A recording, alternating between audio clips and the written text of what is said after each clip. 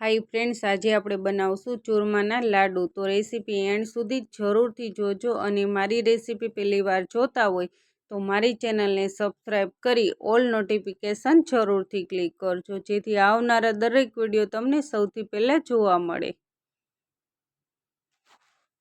તો આપણે 2 વાટકી ઘઉંનો કરકરો લોટ લીધો છે, આને મેં ચારીને લીધો છે। હવે આપણે કાથરોડ છે તેમાં આપણે આ 2 વાટકી લોટ છે તે આપણે એડ કરી દઈશું।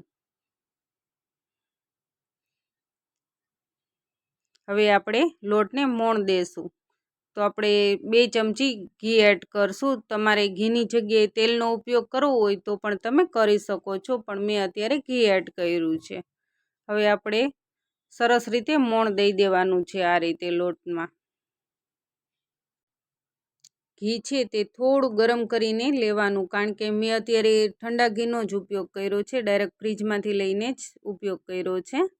આ રીતે ચેક કરી લેવાનું। તો મને હજી થોડી જરૂર લાગે છે એટલે ફરીથી આપણે 1 ચમચી ઘી એડ કરશું। તો આપણે કુલ 3 થી 4 ચમચી ઘીનો ઉપયોગ કર્યો છે। આ રીતે ચેક કરી લેવાનું। હવે આપણે પાણી એડ કરશું। તો પાણી થોડું ગરમ લેવાનું છે। આ રીતે થોડું ગરમ કરી અને પછી એડ કરવાનું। જરૂર પડે એ રીતે પાણી એડ કરતું જવાનું અને થોડો કઠણ એવો લોટ બાંધીને તૈયાર કરી લેશું આ રીતે। હવે આપણે આના મૂઠિયા વાળી લેવાના છે। આ રીતે આંગળીની મદદથી એકદમ સરસ ખાડો પડે ને એ રીતના આપણે મૂઠિયા વાળી લેવાના। તો આ રીતે આપણે બધા જ મૂઠિયા છે તે વાળી લેવાના છે। હવે આપણે તેલ પણ ગરમ કરવા મૂકી દીધું છે, ચેક કરી લેશું। તો આપણું તેલ આવી ગયું છે। હવે આપણે મૂઠિયા છે તેને આપણે તળી લેશું। આને આપણે મીડિયમ ગેસ ઉપર એકદમ સરસ ગોલ્ડન બ્રાઉન થાય ને ત્યાં સુધી તળવાના છે। તો તમે જોઈ શકો છો કે એકદમ સરસ ગોલ્ડન બ્રાઉન થઈ ગયા છે। આ રીતે ગોલ્ડન બ્રાઉન થઈ જાય ને એટલે આપણે પ્લેટમાં લઈ લેવાના। તો આપણા મૂઠિયા છે તે એકદમ સરસ રીતે તળાઈ ગયા છે। હવે આપણે ચમચાની મદદથી છારામાં લઈ લેશું આ રીતે।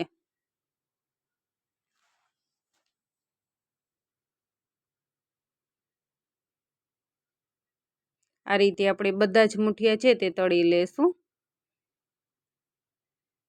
તો આપણે બધા જ મૂઠિયા છે તેને તળી લીધા છે, પણ થોડા હજી ગરમ છે એટલે આ રીતે દસ્તાની મદદથી આપણે આ રીતે ભાંગી લેશું, એટલે ક્રશ કરવામાં સરળ પડે। આ રીતે આપણે બધા જ મૂઠિયા છે તેને આ રીતે ભૂકો કરી લીધો છે અને હવે આપણે બાઉલમાં એડ કરી અને ક્રશ કરી લેશું। તો આપણે બધા જ મૂઠિયા છે તે સરસ રીતે ક્રશ કરી લેવાના આ રીતે। હવે આપણે આ ગોળ લીધો છે, તો 2 વાટકી આપણે લોટ લીધો તો અને 1 વાટકી આપણે ગોળનો ઉપયોગ કર્યો છે। કાજુ બદામના ટુકડા છે, કિસમિસ છે, ખસખસ છે અને ઘી લીધું છે। આપણે આ બધી જ વસ્તુ લઈ લીધું છે। તે જ પેનમાં આપણે 1 ચમચી ઘી એડ કરશું અને કાજુ બદામના ટુકડા છે તેને આપણે તળી લેશું, એટલે થોડો ક્રન્ચી ટેસ્ટ આવે ને તો સરસ લાગે જ। તો આપણા કાજુ બદામના ટુકડા છે તે સરસ રીતે તળાઈ ગયા છે, તેને આપણે બાઉલમાં લઈ લેશું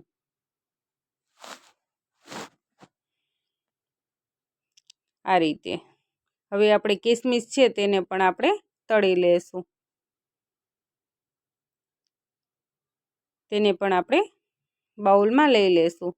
તો કિસમિસને તળતા વધારે સમય નથી લાગતો। હવે આપણે તે જ પેનમાં આપણે ગોળ છે તે એડ કરી દઈશું। હવે આપણે ઉપરથી ઘી એડ કરશું। તો 2 ચમચી જેટલું આપણે ઘી એડ કરવાનું છે, પછી જરૂર પડે તો આપણે એડ કરશું। આને આપણે હલાવી લેશું। તો આપણે ગોળ છે તેના ટુકડા કર્યા છે એટલે પાઈ આવતા વધારે સમય નહીં લાગે અને ગોળ ઓગળી જાય ને ત્યાં સુધી આપણે આ રીતે હલાવતા રહેવાનું છે। તો ગોળની પાઈ આવી ગઈ છે। હવે આપણે આને લઈ લેશું અને ગેસ બંધ કરી દઈશું। તો આપણે આ કાજુ બદામના ટુકડા છે તે પણ આપણે એડ કરી દઈશું, કિસમિસ છે તે પણ આપણે એડ કરી દઈશું। આપણે લાડવાની પાઈ છે તે આપણે આમાં એડ કરી દઈશું।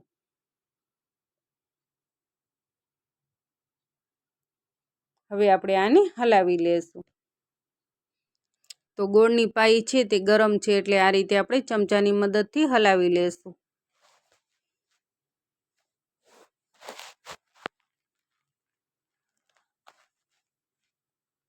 હવે આપણે હાથેથી સરસ રીતે મિક્સ કરી લેશું.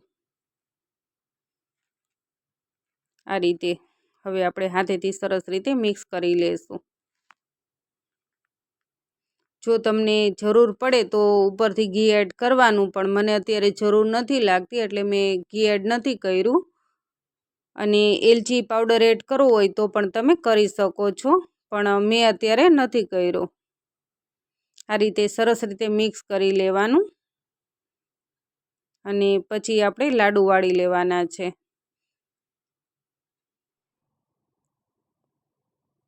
આ રીતે આપણે લાડુ વાળી લેવાના.